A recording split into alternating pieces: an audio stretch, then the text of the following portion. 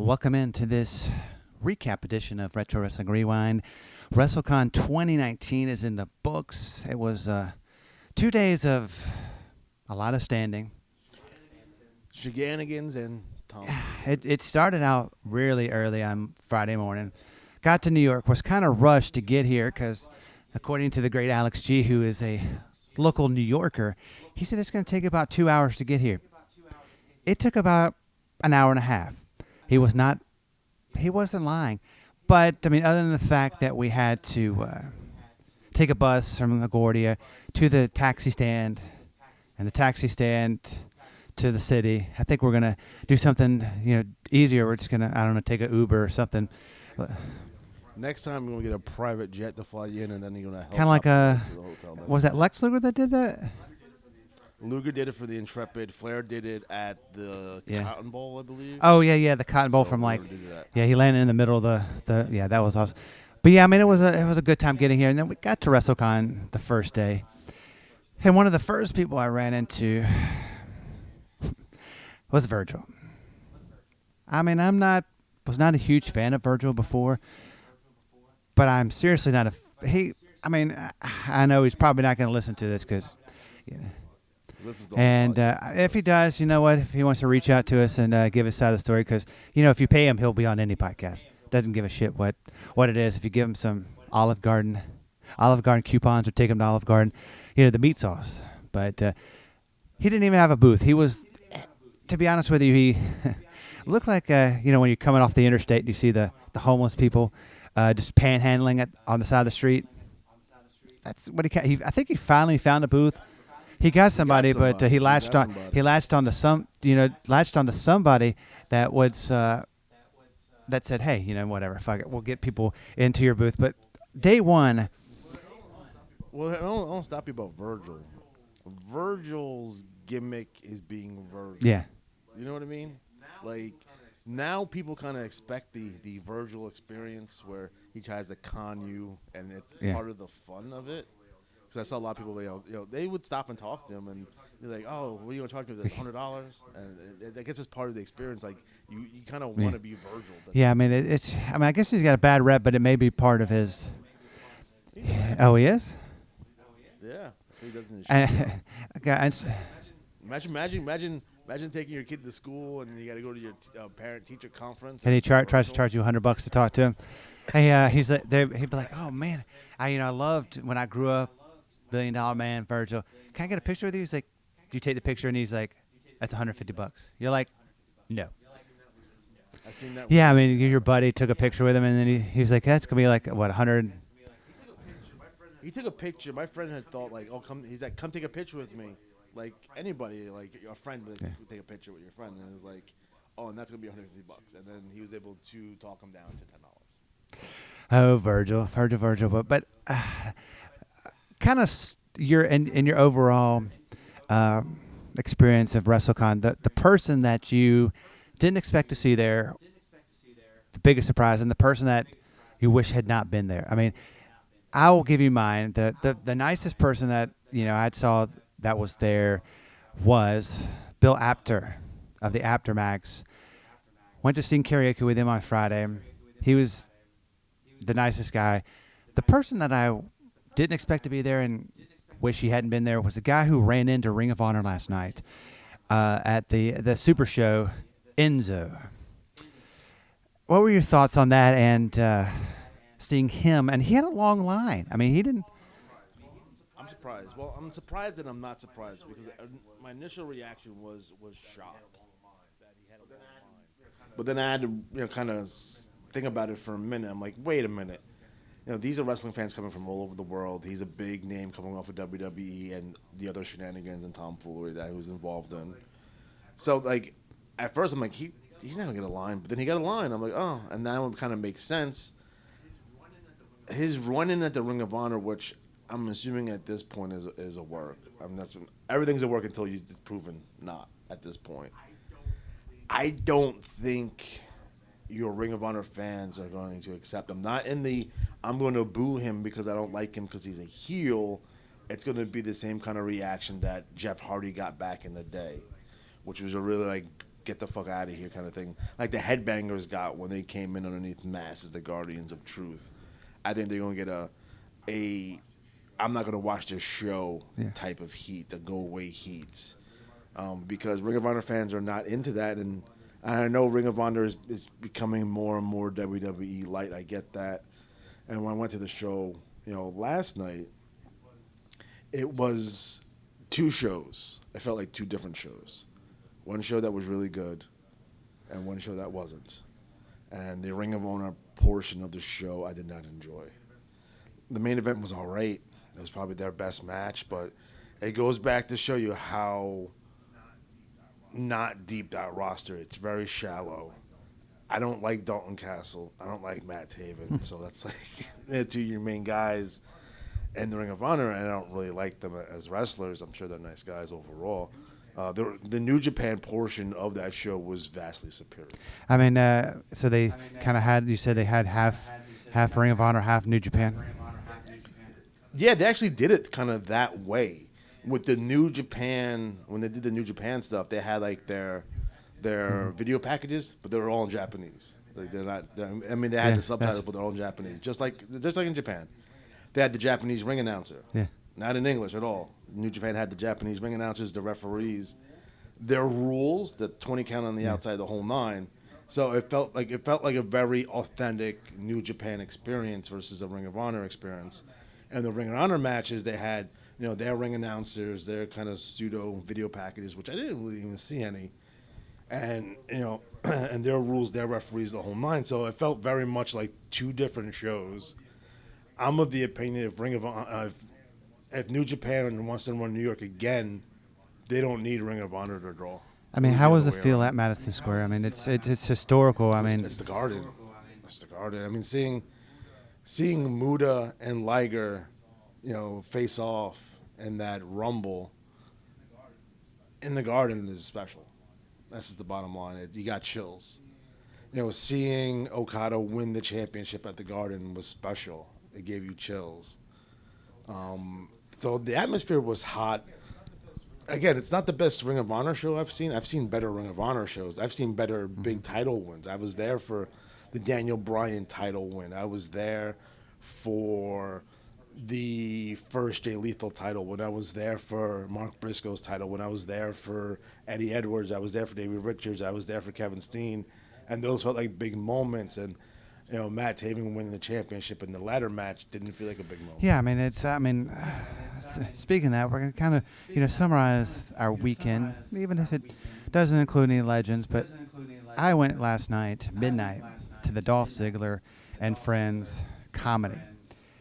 It didn't start till 1 a.m. It was at Caroline's on Broadway. Dolph Ziggler was fucking hilarious. He got heckled by a bunch of marks, and he was like, shut the fuck up. It's like, no one paid to see you here. But his friends that came out were Drew Brees, Eric Rowan. We had Johnny Nitro, Johnny Morrison, of Impact and Survivor fame. He was there. We also had Ty Dillinger. Ty Dillinger, of course, they didn't.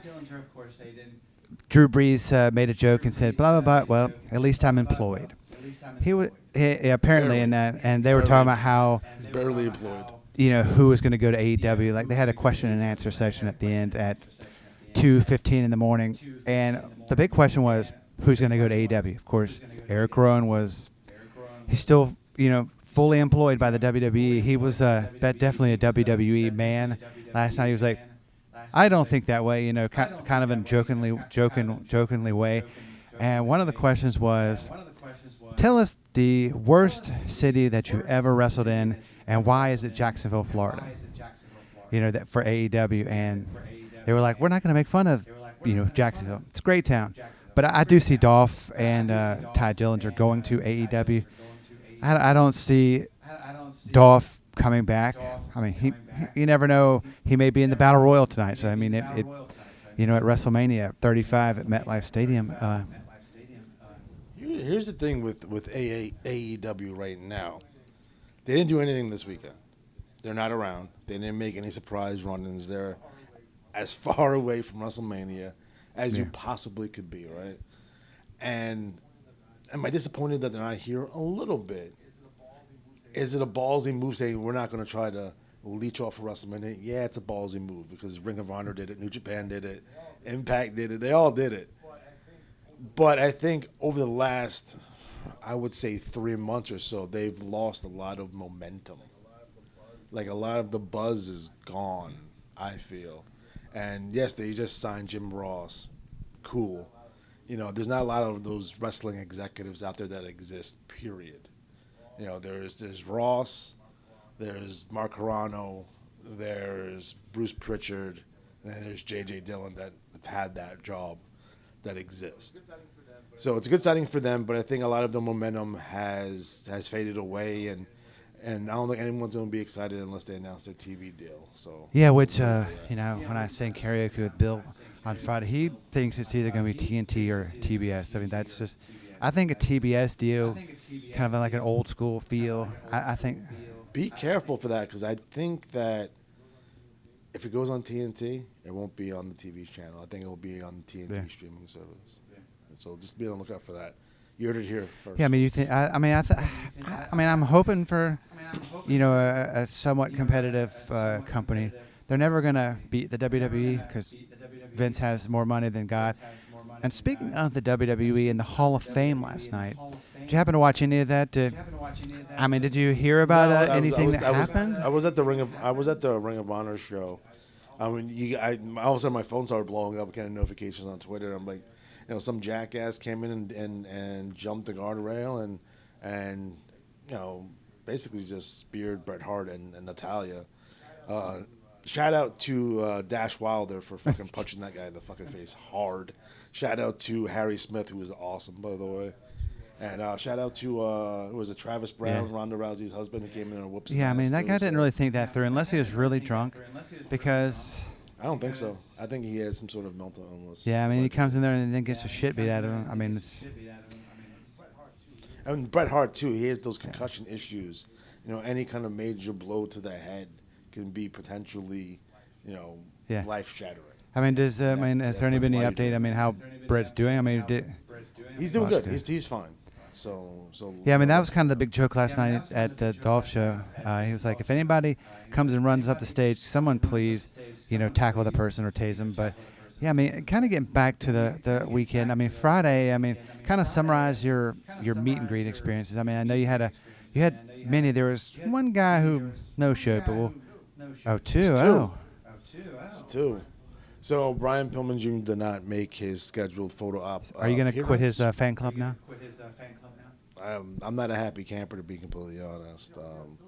Those are some of the things that you look forward to. You pay in advance too, so I'm kind of on a wing and a prayer trying to see if I get my refund. I have to check my email, make sure I got it. But kind of disappointed, especially we were waiting there for 45 minutes, and if you go to any kind of these conventions, although we were there for the entire day, time is something that you need to have. You can't waste a lot of time because, to be honest, a lot of these lines are very long. We saw the line for Ric Flair, which is ridiculous. Long. It was like that for both days. We saw Mick Foley, Kevin Nash. Those guys had tremendous lines, and it was going to take a good hour, maybe an hour and a half to see those guys. So when you have a pro photo shop and you're there, pro photo op, and you're there on time waiting for someone, you're wasting 45 minutes for someone who's not going to come. That's pretty lame. And then Ricky Steamboat the next day, apparently, according to the guy, that the WWE called and demanded he go wherever they wanted him to go, so he just left. Yeah, I mean, So do I blame Steamboat on that, or do I blame WWE on that? I don't know how I feel. I mean, I can't believe Brian Pillman Jr. didn't. And he was at the MLW show, correct? And he's a rookie too. He's someone who he's trying to make a name for himself out in the industry. Like a Steamboat can probably get away with that and still have goodwill. But if you're someone who is an up and comer, that's not a good look. Yeah, I mean, you're definitely going to piss off a lot of people because did he have a long line? I mean, there was people. I don't know how many people left because they got tired of waiting. Hopefully they knew at the last second when they let y'all say, hey, it's not going to be here. Hopefully they didn't just wait around and hope that he showed up. But I don't know. It's just they're actively looking for him. That I'm pretty confident that we're doing. Everyone at WrestleCon was super nice. No one was aloof or kind of douchey. Um, anytime you kind of give them wrestlers money, they all of a sudden act very, and that's the reality of the situation. And that's why I prefer getting photo ops and autographs at these conventions versus trying to snag Yeah. them in the airport or while they're eating at a restaurant. Yeah, I mean the only person that I got a picture with was with Mick Foley, and that was because I had met him. Surprisingly enough, he has a great memory for a guy who's been hit with chairs many times, and come off a Hell in the Cell cage through a table. He remembered it was back in 1991 at the Cobb County Civic Center in Atlanta, Georgia, and that was cool. I mean, he was super nice. I mean, he was. I didn't really meet anybody besides Virgil that was kind of a douche-y sounding, but yeah, I mean, I could see you saying Ricky Steamboat, give him a pass because he's a legend. He's a Hall of Famer. He's somebody you grew up with. But Brian Pillman Jr., he's an up and comer. I mean, the only thing he's got going for him is, I mean, he's a good wrestler, but it's the name. People know him from his dad. So His dad, and he's having good matches at MLW too. So, and he's with the Harts. He's with Teddy Hart and with Harry Smith. So, again, maybe he'll make it up to me in the future. hey, you'll be happy if you get your refund. I think it'll be water on the bridge if you get your money back. And is it one of those things they just said, hey, we'll be in touch? Well, how do they go about doing that? I did it through PayPal, so I at least have a layer of protection there just in case. But we'll see. I mean, I haven't checked my email yet, so I'm assuming I'll get it, so. When you're walking around, I mean, there were so many people there. There was the person that people say they thought looked the worst was Greg Valentine. His hair is so glorious, though. He's got to be in his mid-60s, maybe. How does he keep I think that? I mean, I know I would assume. I don't know what his natural hair color is, but it was a glorious mane of hair. I mean, it was luxurious. Yeah, I mean, what were your thoughts when you met Sepp Coulter, Dutch Mantel? I mean, he was a super cool dude. I mean, Dutch was telling stories, man, and we learned about his time over in Trinidad and Tobago. So that was kind of nice, and he's like, he told me he was talking to some guy. He's like, he told me to wait, listen, and learn something. So I'm like, okay. And what did he say? Oh, he's talking about his time in Puerto Rico, which is again it's fascinating because the heat he was able to generate down there, not only as a wrestler but as a booker, is fantastic. So I'm very happy to kind of get a story there. You know who was really cool? Rock and Roll Express. They were really, really cool. I wore their Hall of Fame ring. Yeah, I mean, that was. What was your thoughts on meeting Jesse Ventura? I mean, he seemed like he was. Jesse doesn't like to shake hands. Apparently, he's gotten colds or sick from and I don't disagree. I mean, you can always have the Purell out if you really want to. So he's only doing fist bumps. He's not shaking hands. Yeah, I mean, I think. Yeah, I mean, the first day was great. I mean, we didn't have Blue Meanie. He was there the second day. Kind of getting in the second day, we had the Blue Meanie, and he was awesome. He was awesome. Super nice, cool dude. I went and met him on the third floor at the hotel where everybody was coming in, and I was disappointed when he didn't have his little meanie shirt on. Do you expect the man to walk around with a half shirt all day long? And he was there. No, I don't. But no, he was a super cool dude. But I mean, kind of going into something that was kind of talked about and pumped up at WrestleCon was the video game. I mean, it was. I mean, what were your thoughts? You kind of got a sneak peek of the gameplay. I mean, it was really nice. I mean. Again, my initial reaction right off the bat, my 100% honest reaction, is that the gameplay feels very smooth. You press a button and it does what it's supposed to, right? What seems like something so simple, right? But there's a lot of wrestling games over the years who were unable to accomplish that. The gameplay was awful. So again, everything felt smooth. I was able to do what I wanted to do when I wanted to do it. Again, that makes it 1,000 times better than most wrestling games that ever existed at this point. Again, we saw a very early build of it. I'm very excited for we have some people that have already been announced. Would it be the Blue World Order, Zack Sabre Jr., Austin Idol, Yeah, then there was Road Warriors. We had Road Warriors, who else? A couple of Tommy he's Dreamer. the big one. But yeah, I mean, having the meeting there yesterday was just. I think the whole experience was surreal because before the convention started on that day, we got there at 8. Meanie was there setting up his stuff, and we were just having a small talk with Mick Foley. It was just like, I mean, the wrestling world is a fickle place. I mean, it's like once you're kind of into that side of the business, you get to actually see the real people. I mean, you got to hang out with Mick Foley, you saw Hacksaw Jim Duggan. He's doing well. I mean, he sold a lot of 2x4s. We saw Buff Bagwell. Someone asked if his mom had shaved his area. We didn't. It's a true story. I mean, we wanted to ask him about his Cowboys and Angels account, but we decided I don't know if that may be a touchy subject. But yeah, I mean, Ric Flair, his line both days was so tremendous. I mean, it was Tremendous. I mean, it was good for him. I mean, my dad was like, "That's all for Ric Flair." I'm like, "Yeah." He did the Four Horsemen stuff on Friday. Came over to his booth all day Friday, all day Saturday. Literally from 9 to 4, Yeah, it the whole was. day. I mean,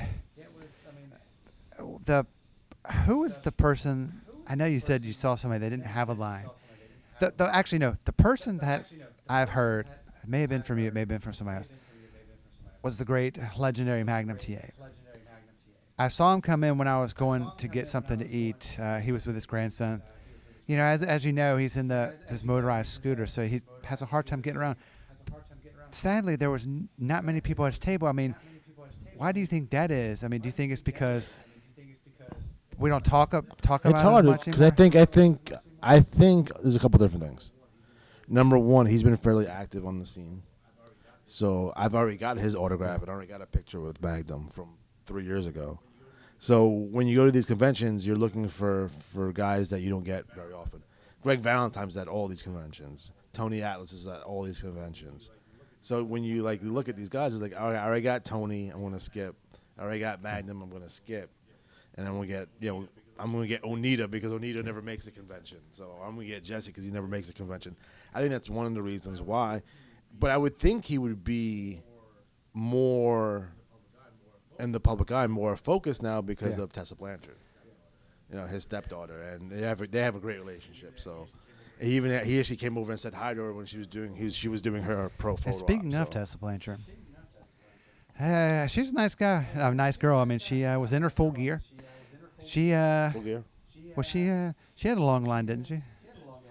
She did. She had 2 long lines. She had a long line for the pro photo, and then she was the only person that I guess had enough wherewithal to do autographs after the pro photo. So a lot of people took their photos of her with her and went and got her autograph. So I she mean, had 2 long lines. that's actually smart. I mean, a great business mind. It's like, And she smelled like heaven. if you knew what heaven all I can smelled say. like, it would be Tessa Blanchard. I mean, she's super nice. I mean, I'm surprised she hasn't signed with NXT, but she's doing well in Impact. Because you would think right off the bat, like that Charlotte Flair Tessa Blanchard feud would be something that you would want to do, and that's going to draw major bucks. But I don't think they think that. Yeah, way. it was a great weekend. I mean, we got a lot of great positive feedback about the show. We gave away a gift basket. Do you remember that gentleman's I do name? not. Do you remember? Well, we have to get his name. He was a big fan of the show. I just need to, and then I'll give him a shout out on the show and the Twitter. But it was. If anybody's ever been to these conventions or worked these conventions, it can be overwhelming. I mean, there was a lot of stuff going on. I mean, we were, like I said, between Buff and Hacksaw, just a lot of people. I mean, there was a lot of. I think that they were disappointed. The only thing they're disappointed is that there were long lines to all these people, and they could have been for us, but they had their backs turned because, of course, they were going towards like Kevin Nash, DDP, five-time Booker T. He was there, but I mean, your overall grade between 1 and 10, your overall WrestleCon 2019 experience, Well, I think there's different categories here. In terms of overall guest, I give it an A. I think they did a great job with their guest, even though they had some cancellations, even though some people didn't show.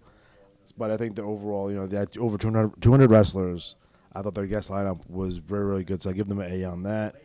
The layout of the convention, although it was 2 floors, and it was kind of confusing, and then people kept on moving around, like they moved people from day 1 to day 2, so you had a hard time finding the people that you were looking for. Like I missed people, like I didn't even see Who did you miss that you thought you were going to see? Yeah. Sandman, Sabu, a lot of the ECW guys. They were there because I seen people take pictures with them. I just could not find them. And I've heard from Bill Apter that if they do WrestleMania again in New York, or I mean in New Jersey or in this area, they will not do WrestleCon in New York. It's just with the labor and the union rules. I have been told, that's just rumor that I've heard on the street from Bill, that it cost them about 3 times the price to set up the ring. They were not allowed to set up their own ring, so they had to get the union workers to do it. I mean, what were your thoughts on that? I mean, do you think they should do it back in New York, or do you think that somewhere else in the area would probably be better? I mean, those rules are only for New York City, especially in Manhattan. There's other places in New York that it could be done. It could be done. Jersey wasn't bad. Jersey, they had a convention center in Jersey last time, but going in the, it depends. If everything's going to be out in Jersey, then do it out in Jersey. If all the indies are going to be out in Jersey, if you don't have to go into Manhattan at all and you can just stay in Jersey, that's fine. A lot of people had to travel quite a bit. It was from Manhattan to Brooklyn to Queens to Jersey, and then they were doing that whole loop, and that could be exhausting. So if you're going to do one of these, have them in a concentrated area. I'm assuming Tampa is going to be more like, hey, you don't have to rent a car and go where you need to go. Yeah, but I think, but Tampa is not like New York. It's like it's not as big, and it's Florida, so it's not. I think it'd be a lot. They'll have a better time in Tampa, but I mean, I kind of give it a 10. It's my first ever WrestleCon, so I give it a 10. But kind of pivoting towards that and in the show. What are your thoughts on tonight's 7-hour extravaganza of WrestleMania? I mean, your thoughts on them having 16 matches, and I think that's not even including the pre-show. It's gonna be very long. That we know. It's gonna be extremely long. I'm excited for the show because it's WrestleMania. I'm excited to see some of the matches, not all the matches. So we'll see. I'm lukewarm, but it's WrestleMania, and when you have an opportunity to go, you kind of take it. I mean, that's just the reality of the situation. At this point, it's like going to the Super Bowl, but you don't like the 2 teams that are in there. Yeah. But you're gonna go anyway because it's the Super Bowl. Yeah, I mean, it's That's a Super Bowl. I mean, it is a Super Bowl of wrestling. And speaking of Super Bowls, the Super Bowl of YouTube shows, how would people, if they want to get some more retros, it's not just wrestling. It's you look at other video games. How can they? We have branched off to all things pop culture. What you want to do, you want to go into retro wrestling games presents. You want to type that into the search bar. The first thing that pops up, and we do not only gameplay videos on professional wrestling. We've recently just completed our Spider-Man gameplay footage, and we did a full commentary talking about Spider-Man in general and pop culture. We have the NWA 1984 project, and we have our main show, which is the video game reviews. We should have a new review of the worst wrestling NES game of all time, King of the Ring. Yeah, I mean, any other upcoming projects that you can kind of reveal and say, hey, we're going to be doing a project like? I mean, nothing set in stone. Again, I kind of just go with the flow here. So, this year you're going to see a lot more gameplay footage. That's for sure. We have the AWA project, which will be launching the second half of this year as well. So that's going to be fun. We get to talk a lot about the AWA because no one. I mean, I love the AWA, and that was kind of another response we got yesterday. People love that we cover from mid '70s to 2000. They're like, I was like, we don't cover current product. They're like, good. I don't want to hear about the current product. I like the old product, but yeah, I mean, it's We had Japanese photographers. Yeah, Take pictures. I was like, huh. But yeah, I mean, I met it was God, Funaki. He was super nice. It was a great experience. But I mean, if you want to follow us on Twitter, we're at the RW Rewind. We've gained many followers from WrestleCon 2019. If you want to go to our website, the rwrewind.com.